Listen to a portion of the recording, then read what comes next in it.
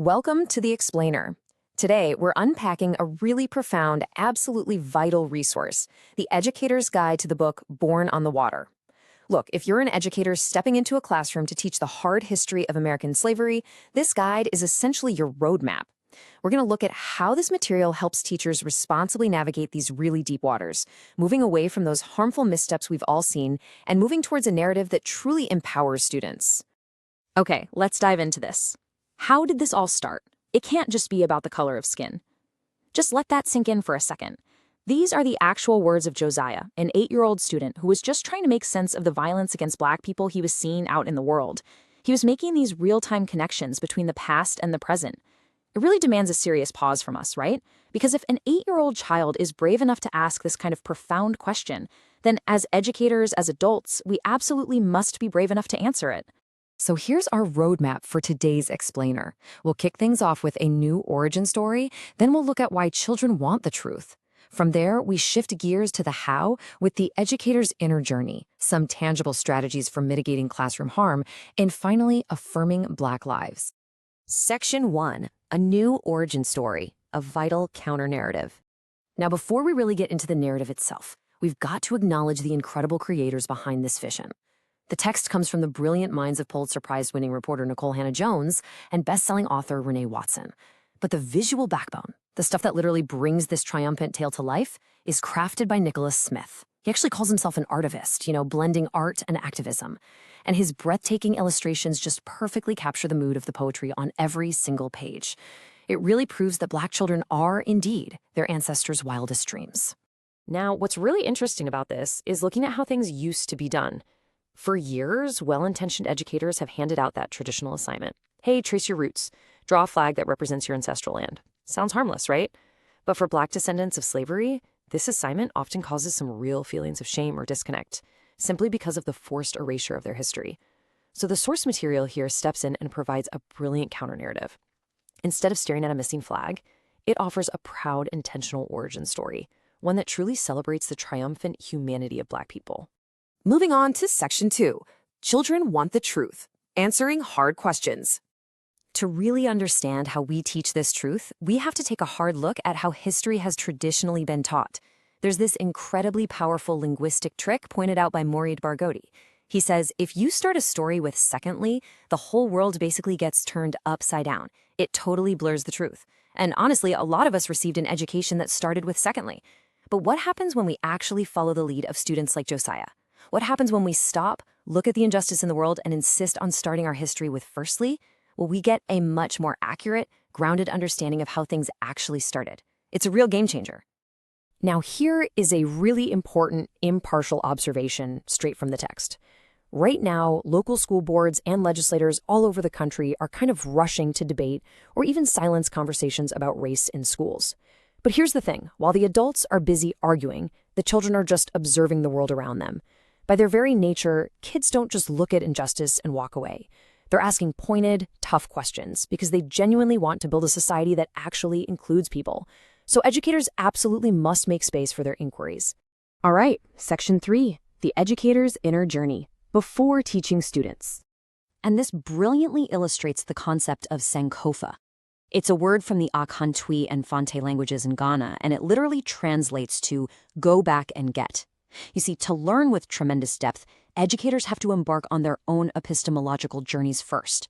It's what researcher Chris Gutierrez refers to as moving horizontally across borders to learn, instead of just moving vertically through the standard traditional levels of schooling. Basically, we have to go back and get the truth ourselves before we can ever hope to teach it. The author of the guide actually recounts taking a literal journey to Ghana.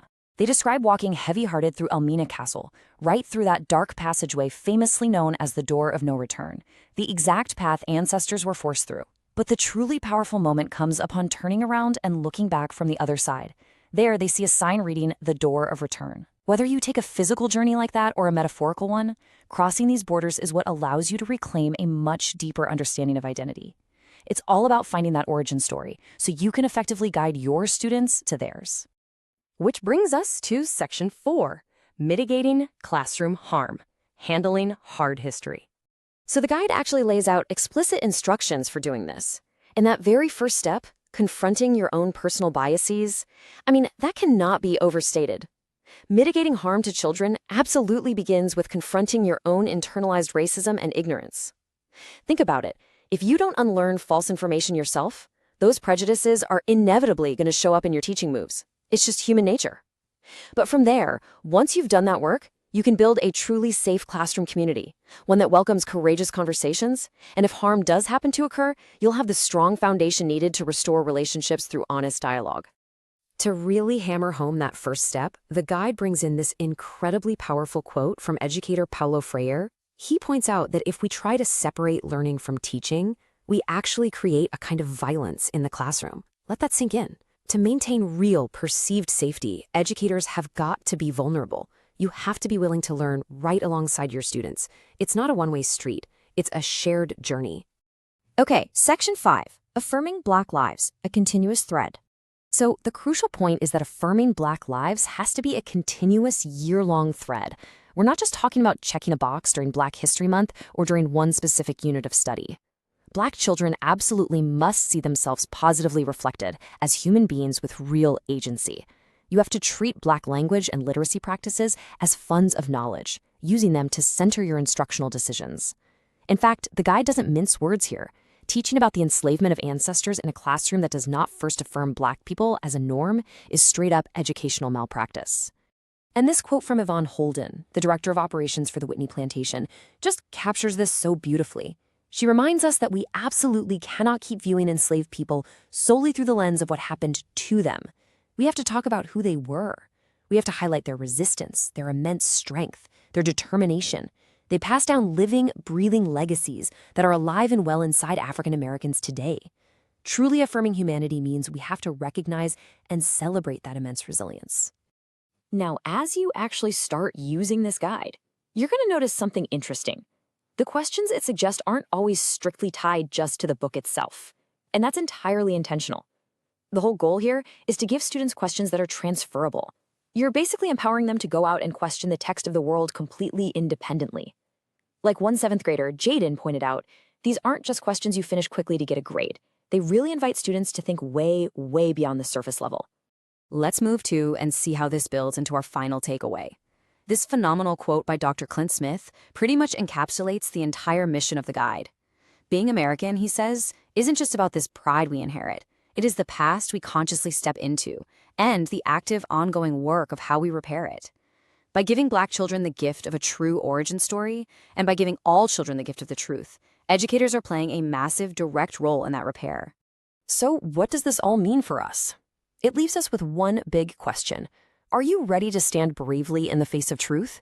The Educator's Guide to Born on the Water proves that yes, while this history is undoubtedly hard, the tools for teaching it responsibly, inclusively, and just beautifully are sitting right at your fingertips. You literally have the power to be the change your students are asking for. So dive into the guide, start with firstly, and just keep learning. Thanks for joining me for this explainer.